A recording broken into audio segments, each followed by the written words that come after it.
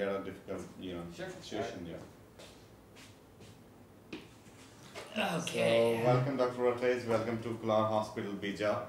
So, I just wanted to have your word for, Mini Gastric Bypass is very strong, and in my series of this more than 500 patients, and you see that the results are good, but still we have sometimes very hard patients who are difficult to manage, who are binge eaters, or who do commit different kinds of mistakes, take a lot of sweet things, this and that. Well, I would say it differently. So what's your opinion about I those wouldn't say. patients? I always like to avoid blaming the patient.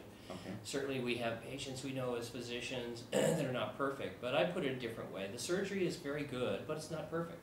In fact, no medical therapy that I know of is perfect. They all have pros and cons. And remember, we were having this discussion in OCCON, and remember one of the participants raised his hand. Doesn't every surgery have risks along with benefits? So yeah, we think that especially in comparison to the lap band and the sleeve, to the long-term results of the Roux-en-Y, the biliopancreatic diversion, that the MGB is far and away better, really by almost every measure for those other types of surgery. But better doesn't mean perfect. And so the two classic ways of failure for all kinds of weight loss surgery is you lose too much or you lose too little. And again, one of the nice things about the MGB is in either case, we can revise it. And, again, we did a revision together. I've done lots of revisions. A revision of a Roux-en-Y is just potentially dangerous, deadly. You have to dig off the gastrojejunostomy up near the diaphragm. You're near the esophagus. You're near the spleen and the liver. You're far away from your operating site. In the United States, we did just a simple test. We called about a dozen surgeons' offices and said, "Hi, I'm Susie Smith. I have a failed Roux-en-Y. Would you mind seeing me to help me?" And no one volunteered to even make an appointment. So we know that the Roux-en-Y revision is tough. We know lap band, fortunately, is relatively easy, but also can be dangerous. We have arguments at IFSO that should be done in 2 stages. We have arguments about revising a biliopancreatic diversion. I mean, these are all big deals. Revising the MGB is easy. Yeah, I have seen that. I have tried in a couple of cases, and the only thing is we have to explain the patient that this is a very good procedure, so you have to take care about yourself, you have to take the vitamins, this and that, and avoid binge eating. And still, if there is like 1 out of 100 patients who has not lost good amount of weight or who has started gaining weight, then we can always revise the procedure, and it's potentially simple, not at all dangerous surgery to revise. Well, everything has danger, but it's relatively low risk. Relatively low risk, you're right. So that is good. And what about the vitamins? What do you think that, what about those patients who are not taking enough vitamins?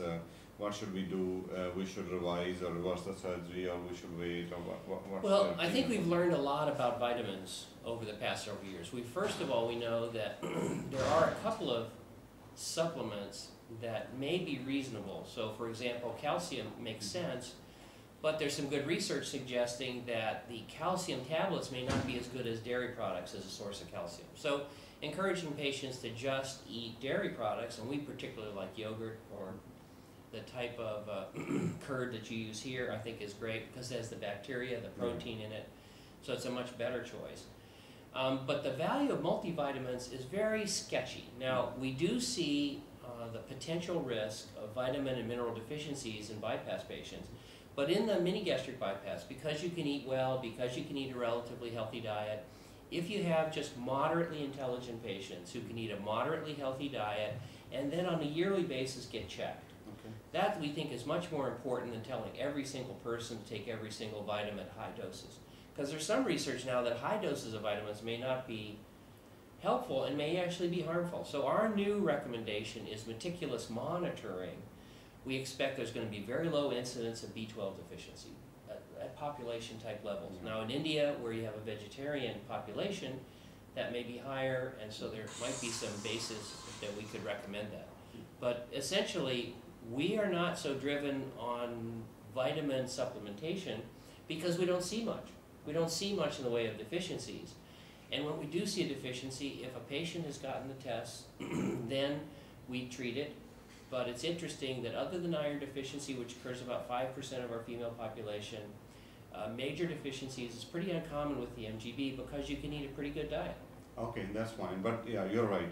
The iron deficiency is the most common to see, and that too in the female, that's very common. So we tell every patient who's a female not to stop the iron. We tell them to take it continuously, and yes, we are doing continuous monitoring and tell all the patients to get the investigations done. But there are still some patients who are lost to the follow-up and who don't think that they should get the investigation. So we can keep on trying to, talk to them through phone or through the emails. But still sometimes we miss some patients who cannot be contacted, and then we write letters.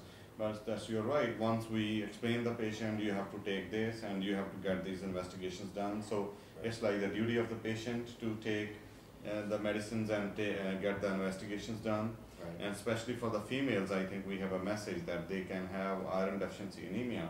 So they should have an eye on their iron levels, on the hemoglobin levels, almost once in a year they should get it done. And I think you do it every year, and also there's some new medicine. The iron tablets that we've all been using for the past 50 years or longer don't work very well. So it's really important to talk with the gynecologist, to work with the patient, and there's some new medicine, particularly proferrin, which is much more effective at being absorbed because it's iron wrapped in a protein coat. So I think it's a big new change in the way we treat patients. And I think if you warn patients, look out for the obvious symptoms of iron deficiency, which is, you're tired, you're weak, you're pale. If you have those symptoms, whether it's 1 year or 1 month, get your blood test for that, because it's very easy to diagnose.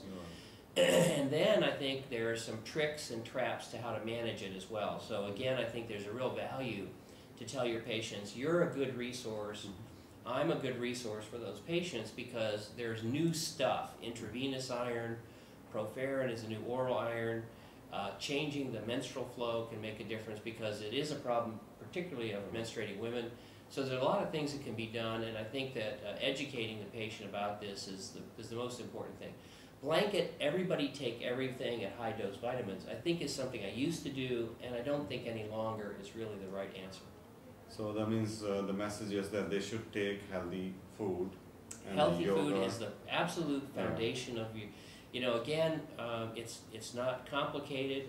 We have a real simple little book in the United States called Food Rules by Mr. Poland, and it's just a few pages, but basically it's saying eat healthy food.